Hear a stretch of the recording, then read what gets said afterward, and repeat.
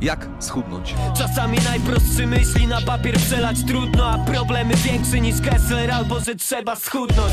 Jedynym koniecznym warunkiem do schudnięcia jest deficyt kaloryczny. Żeby ważyć mniej kilogramów, trzeba jeść mniej kalorii niż się zużywa w trakcie życia.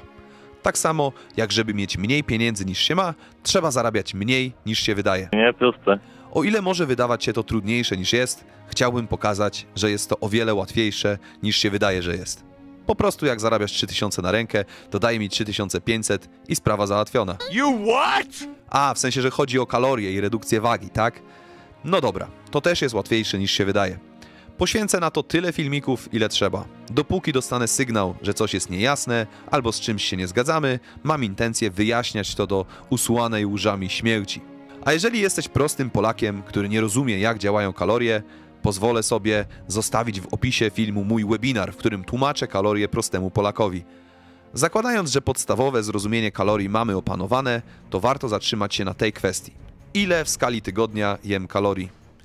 Tu jest dużo niuansów związanych z tym, że każdy tydzień jest inny, że nie da się tego dokładnie określić itd. Ale proponuję zacząć od jednego tygodnia, któremu możemy się przyjrzeć. Na przykład hipotetyczne 7 dni, ostatnie 7 dni albo 7 dni od dziś. I policzyć to najuczciwiej jak się potrafi. Bez spinania polskiej dupy, że nie wiem ile kalorii miał ten rabarbar, więc to nie ma sensu, życie nie ma sensu. Oczywiście, że życie nie ma sensu, ale to temat na inny odcinek. Jak będziemy to mieli i będziemy wiedzieli jak, czy zmieniło się nasze ciało i jego waga, będziemy mogli lepiej to przeanalizować i wprowadzić ewentualne zmiany. Bardzo często tutaj okazuje się, że do wprowadzenia jest o wiele mniej zmian niż baliśmy się, że będzie to konieczne. Słowo klucz – baliśmy się. Przeanalizowałem masę sytuacji ludzi, którzy chcieli schudnąć i to nie jedzenie było esencją problemu. Jedzenie było tylko symptomem. Esencją problemu był strach. Chcemy spierdolić przed rzeczywistością, przed którą nie da się uciec. Gorzka prawda, którą przełknąć muszę. Przed sobą samym nie da rady uciec. Jestem na tak zwanej diecie 3 dni albo 3 tygodnie i w pewnym momencie dopada mnie żądza wpierdolenia czegoś ponadprogramowego. I to nie to coś ponadprogramowego jest problemem. Problemem jest to, że nie umiem zaakceptować tego pragnienia lub i konsekwencji wpierdolenia tego czegoś ponadprogramowego. Tylko tyle i aż tyle. Jak ogarniemy strach, problem jest praktycznie rozwiązany.